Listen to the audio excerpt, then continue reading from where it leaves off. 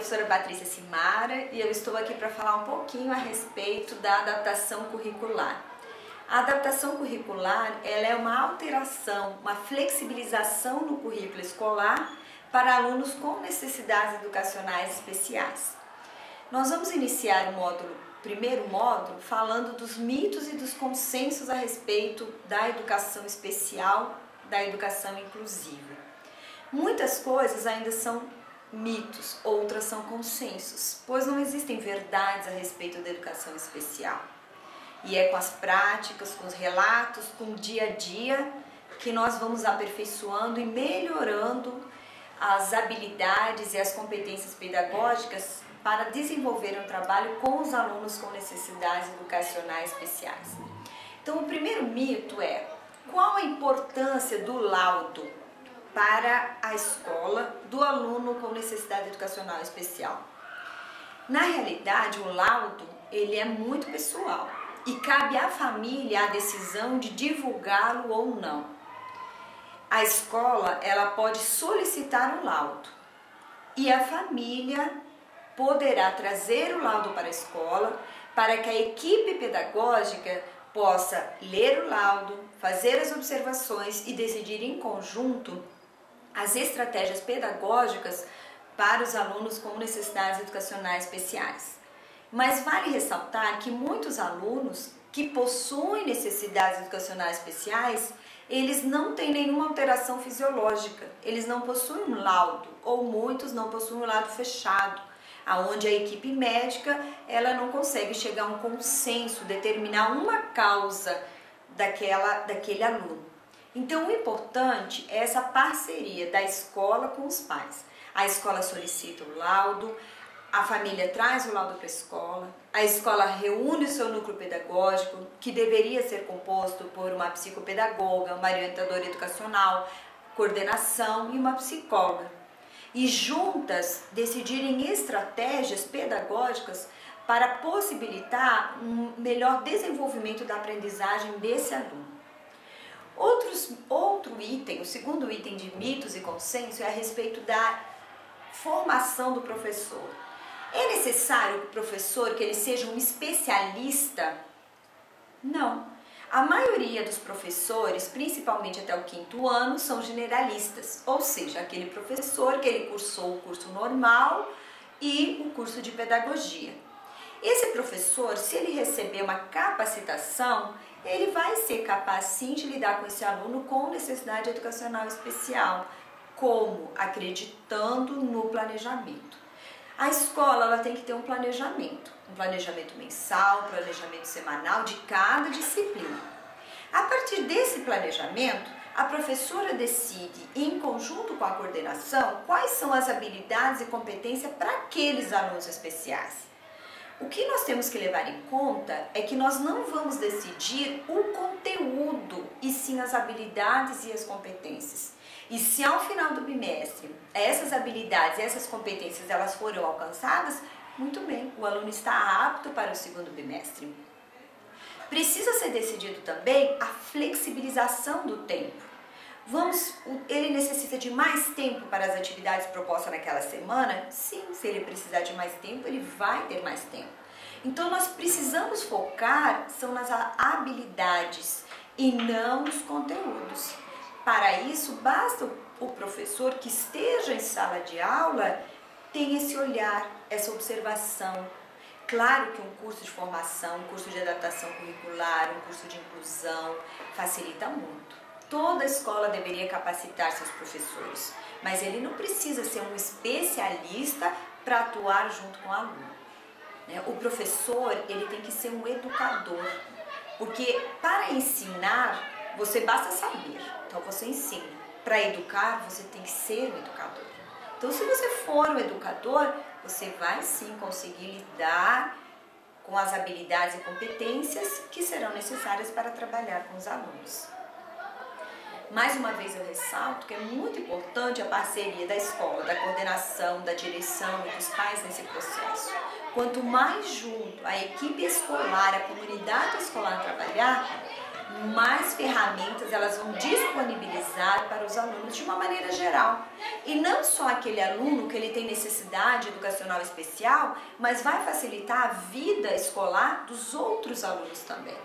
Estudos comprovam que os alunos que convivem, os alunos ditos normais, que convivem com os alunos com necessidades educacionais especiais, eles aprendem mais, eles desenvolvem mais habilidades para determinadas competências, como convívio, como a sala heterogênea, né? Outro item importante é o número de alunos. O número de alunos, ele interfere na aprendizagem? Bem, nós temos que trabalhar com a realidade das escolas brasileiras. Se a escola permite uma sala com 30 alunos, nós temos que trabalhar com a realidade de 30 alunos. Então, o que a gente pode fazer são estratégias. Se eu tenho um planejamento, e se eu sigo esse planejamento e já faço um planejamento para aquele aluno especial, e toda semana eu forneço esse planejamento ao aluno e aos pais, vai facilitar muito dentro da sala de aula. A disposição das carteiras, a disposição dos alunos e a rotina. A rotina é imprescindível para os alunos que têm necessidades educacionais especiais aprenderem mais, conseguir construir os seus pensamentos e os conhecimentos se eles tiverem uma rotina. E essa rotina só será possível se tiver um planejamento. E sobre planejamento é um outro módulo que nós vamos falar mais adiante. Como planejar, como se orientar, como se organizar para facilitar a aprendizagem desses alunos. Sobre a necessidade do professor previamente conhecer as características dos alunos. Nós sabemos que aqui no Brasil não é uma realidade. Nós não conhecemos, por exemplo, nesse ano de 2013, quais serão os nossos alunos do próximo ano. Então, nós só teremos conhecimento dos alunos quando nós iniciarmos a classe. Então, o ideal é que o professor, na primeira semana de aula, ele faça um processo de adaptação, de reconhecimento desses alunos. Tanto aqueles que têm necessidades educacionais especiais, como os que não têm. Então, indica-se que nos primeiros dias, a indicação é que nos primeiros dias, a professora proporcione aos alunos dinâmicas que ela possa conhecê-los. Onde eles vivem, com quem eles vivem, se é com o pai, com a mãe, com a avó, qual a sua rotina diária, qual a sua rotina de estudo. Isso vai facilitar para que ela conheça os seus alunos. Ela conhecendo os seus alunos, ela vai poder planejar melhor as suas atividades diárias. Porque é muito importante também que a professora pense nas atividades, que elas sejam coerentes com a vida daquele aluno. Se esse aluno ele mora numa periferia e a realidade dele são coisas mais simples, acesso a coisas mais simples, eu vou procurar trabalhar com ele trazendo exemplo da realidade dele, de coisas que ele vive, de lugares que ele frequenta. Utilizando essa realidade dele, eu vou mostrar outras coisas que ele não conhece. Eu vou apresentá-lo ao mundo, apresentá-lo a outras coisas. E sempre que eu utilizar a realidade dele como ferramenta base, ele vai se sentir importante, ele vai se sentir parte do processo. Porque se eu estou numa comunidade em que eu utilizo como ferramenta base uma realidade que ele não conhece, que não lhe pertence, é como se eu estivesse falando de outra coisa, de outro planeta, e ele não se sente inserido no processo. Então é muito importante que esse planejamento ele seja baseado na realidade do aluno. Para isso é muito importante que a professora faça esse reconhecimento na primeira semana. Reconheça quais são as habilidades, quais são as competências, quais as dificuldades dos alunos. A partir daí, ela vai fazer um planejamento para suas aulas, para o processo de aprendizagem. É importante ressaltar que muitas coisas a professora vai aprender na prática. Por mais que a gente estude, por mais que a gente prepare a aula, que a gente estude as estratégias pedagógicas, o que devemos fazer, como devemos proceder, mas é a prática que vai nos ensinar muita coisa. Muitas vezes programamos uma atividade para aquela turma, realizamos a atividade. Ao final da atividade, a gente percebe que o objetivo não foi atingido. A gente modifica a atividade e realiza a atividade novamente. Então, isso tudo vai servir para a professora de feedback, onde ela vai ter um retorno do que funcionou e o que não funcionou. É muito importante também que a professora faça esses registros. Registre a atividade que ela fez, o que funcionou, o que não funcionou, porque esses registros vão servir para outras pessoas.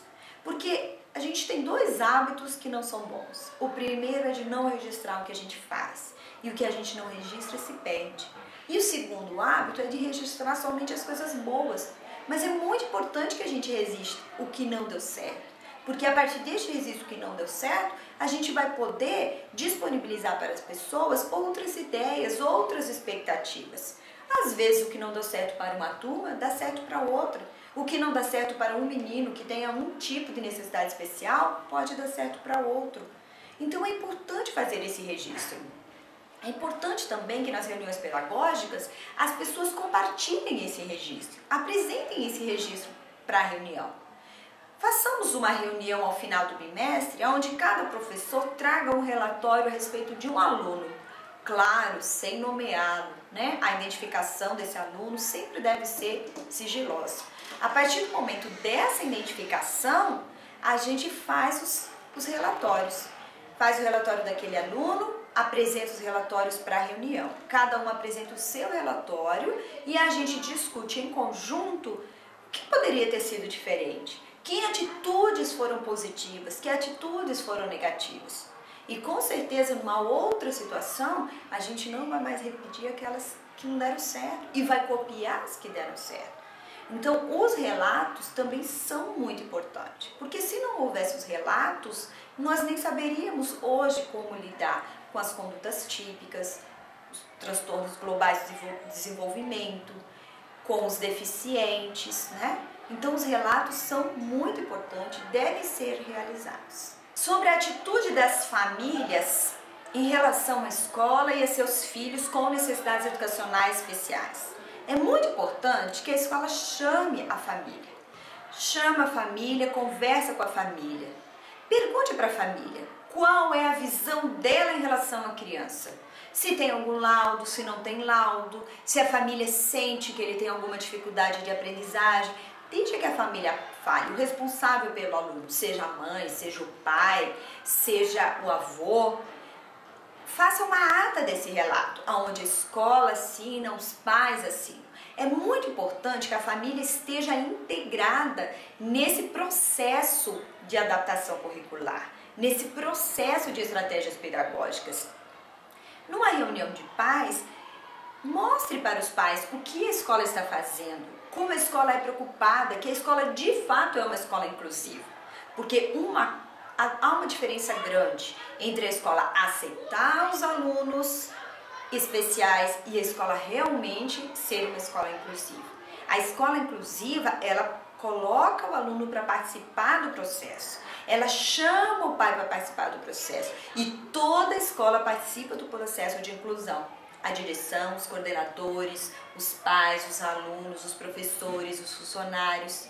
Para isso, é muito importante que ao começo do bimestre, ao final do bimestre, faça uma reunião de pais e mostre para a família o que está sendo feito.